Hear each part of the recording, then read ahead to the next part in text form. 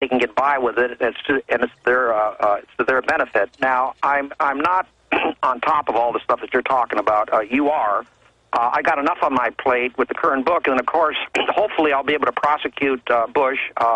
It'll be a DA. It'll be if it happens, it'll be a DA, not the federal government, not the state government, but a local DA. Yeah. And I'll be working, if it happens, around the clock, 7 days a week, probably living in a motel for a couple years. So that's on my plate right now, and I hate to give opinions on things. I understand, but Vincent, well then fine. Research. You know? Let's say this though: you are going up against Bush. If you start getting this prosecution going, and there's open talk about going after him for the torture, even in foreign government, but even in our own, right. I hope you don't end up like some of these other reporters that slit their wrist. Do you want to say on record that you're not suicidal? You're great, Alex. No, I am not suicidal. No, I am not suicidal. But I'll tell you this. There's reasons for not doing it, personal reasons.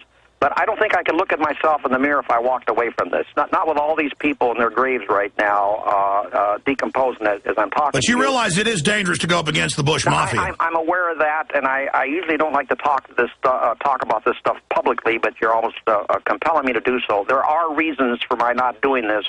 But the most important man in the world is the man in the mirror. If you're doing right by him, then you're treating other people well, too. And I don't see how I could walk away from this. I would just be saying to myself, you know, Vince, you're no different than anyone else. So I'm going to proceed on this thing if I've given the opportunity. I want it to be made very, very clear. I do not have a firm commitment at all, so I don't want any distortion in what I'm saying. But I'm telling you, I'm making progress. And I don't want this guy to get away with murder. I don't want to see anyone get away with murder. Well, it took a long time to go after Pinochet, so these things... Absolutely. There's no statute of limitations for murder. But Simpson got away with 2 murders. I got so angry that I wrote a book called Outrage, The 5 Reasons Why O.J. Simpson Got Away with Murder, shot up to #1 New York Times.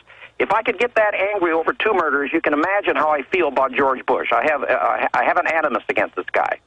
Well, what about him writing a book last year bragging he ordered torture and would do it again, but their underlings that they flush down the toilet as scapegoats? How can the Mafia Don give an order, admit he gives the order, but then his street-level muscle goes to jail? I mean, Bush is publicly admitting to ordering crimes and ordering the White House memos. I mean, I don't see how he isn't in prison for that. Yeah, but we're getting into an area that I'm not familiar. I'm very, very familiar with this taking the nation to war on a lie. When you get into the torture thing, you also have to realize, and Obama and Holder have both said this, that the Department of Justice, the lawyers over there, gave Bush permission to do certain things. Now, apparently some CIA lowly operatives went beyond that, you follow? But we're getting into an issue that I'm not up on. All right, let's shift gears back then. I got a few loose ends, then we'll get into your new book. Okay. A few loose ends. I've had prosecutors on the county attorney in the county that San Francisco is based in. DA, saying, district attorney, that if he sees, if his police see them touching on the outside of the pants, it's a misdemeanor. On the inside of the pants, felonies. I have witnessed them sticking their hands down people's pants, not just all the videos of 6-year-old girls. 20-plus states are moving to make it felonies, but if it's already a felony for a cop to do it without emergency probable cause, or for you to do it, or for the Easter Bunny to do it, how do we even need laws? What's your view on the whole TSA sticking their hands down the pants? Are you literally talking about someone sexually molesting someone, or are you using this as a metaphor? I don't quite know. No, the TSA, sir, now sticks their hands down. The TSA means what? The airport security. Oh, okay. They're doing what now? They're sticking their hands down people's pants. Is that right? I just traveled to New York for the No, they only randomly do it with small children and women. That's why they get the job. Yeah. They like I don't know what their intent is. If you can show that their intent, I don't know how you do this, showing that it's sexual, obviously should be a felony. But I didn't even know about this. But how can everyone be guilty until proven innocent? I mean, a police officer can't stick their hand down your pants unless they saw you stick the gun in there and there's imminent danger, according to DAs and people we've had on. We both had county and city. It's just too hard for me to comment on that. The Today Show just called me about 4 or 5 days ago. Apparently, they have on film the Phoenix, either the police department or the sheriff's office, brutalizing some woman on film in Phoenix, and they wanted me on the show. And I don't go on just if I don't feel I'm qualified to do it. I said, listen, I don't know what's going on here. I'd have to study it in depth. So I referred them to internal affairs at some major cities, so I did not go on.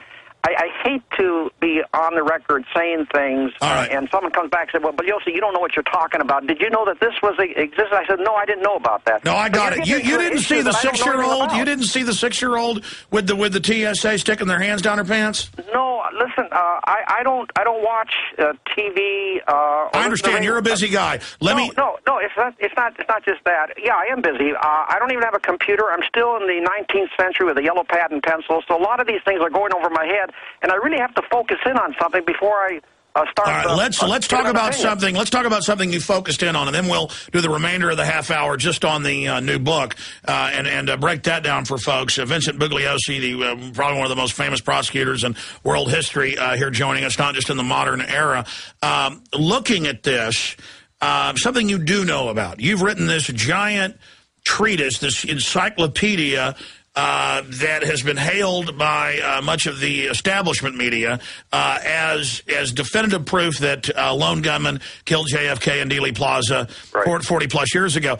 What do you say to things like E. Howard Hunt and saying he was there running an operation? What do you say to the people that saw people behind the knoll and then all mysteriously died? I mean, well, how can I get into that without taking a half hour here, Alex? I mean, I appreciate what you're saying, but to take one, there was no one behind the knoll there. No one saw anyone there. You follow? No one saw that. They did. Not that live. Wait a minute.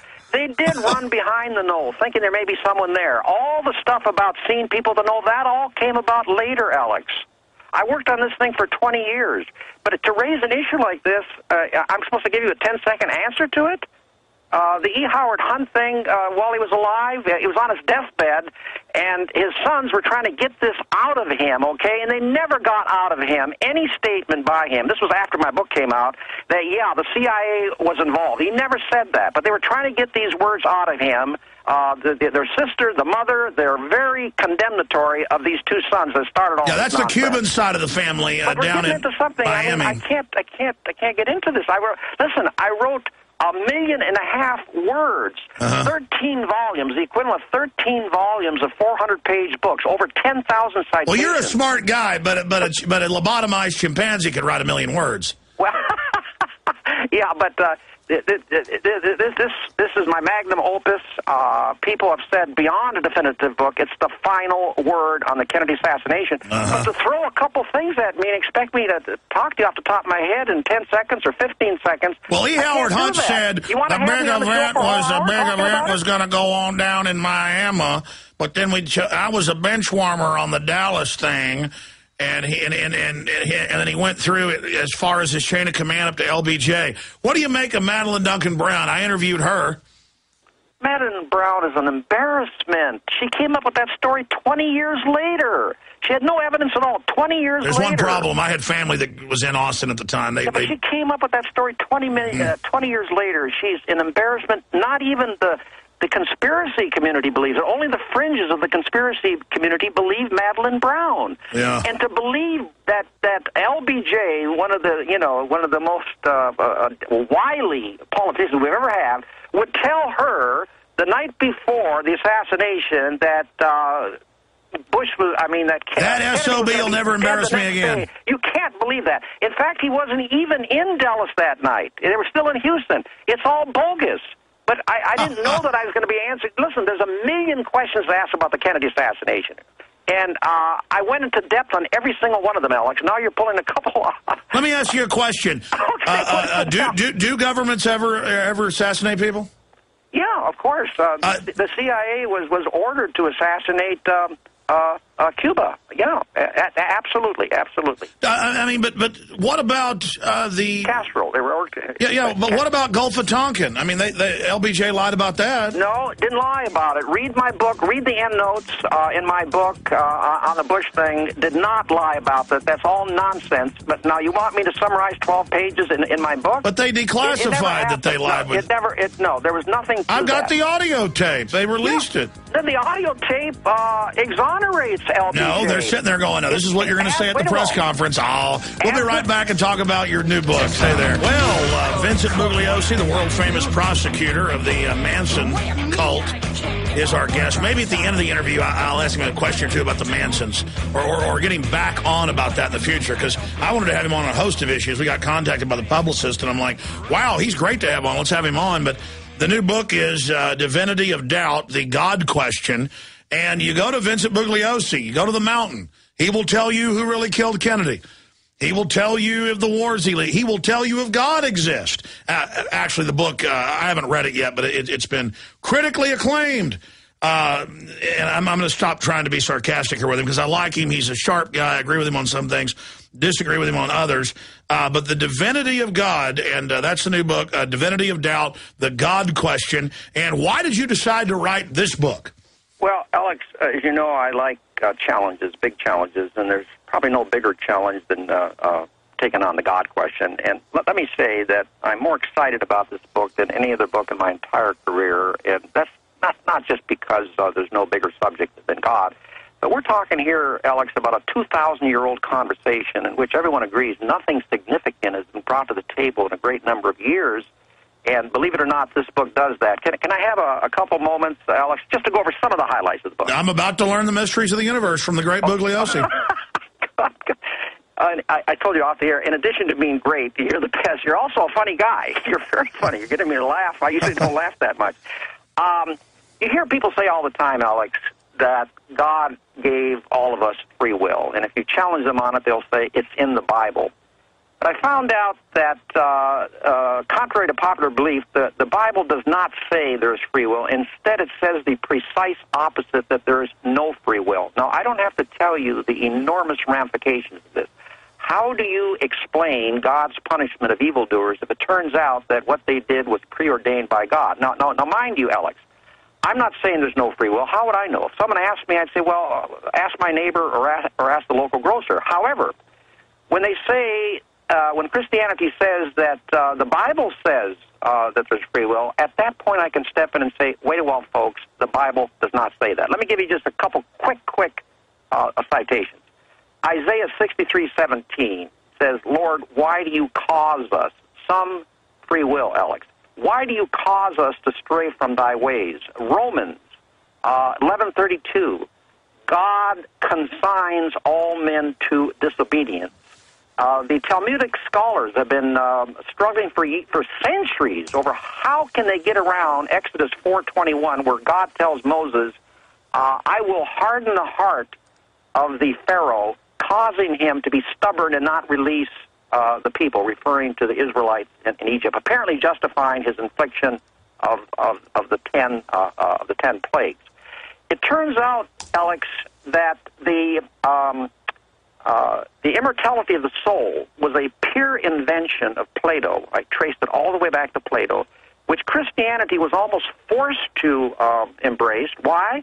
Because without the immortality of the soul, there's no life after death. Without life after death, there's no heaven and hell. And I would ask you the rhetorical question, Alex, how does Christianity survive? How does it stay alive if there's no heaven and hell? I mean, this is what they offer or threaten their followers with. Well, let me ask you this question, Vincent. Yes. I mean, I've studied Egyptology. They believed that the soul could be immortal, but it needed a place to dwell in, kind of like a ghost.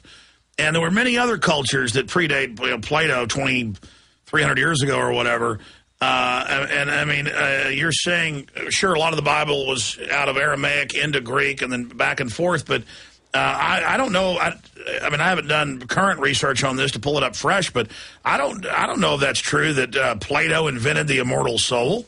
Well, it probably had been mentioned somewhere else, but he's the one in the dialogue Phaedrus, Phaedrus, that articulated the entire doctrine, and from there Judaism bought into it, and then Christianity. In Phaedrus, what Plato does, he presupposes the existence of God. He presupposes the existence of the soul. He presupposes that the soul is immortal because he presupposes that it was never born. And like I say in the book, if we presuppose I had wings, maybe I could fly. But I want to go beyond this because there are several other things. Here's probably the most startling thing in the entire book, and believe me, I wouldn't have written a book if I didn't have some startling things to say, but this is probably the most startling thing. I found evidence, Alex, in the New Testament, which, when read in conjunction with the Hebrew Bible, proves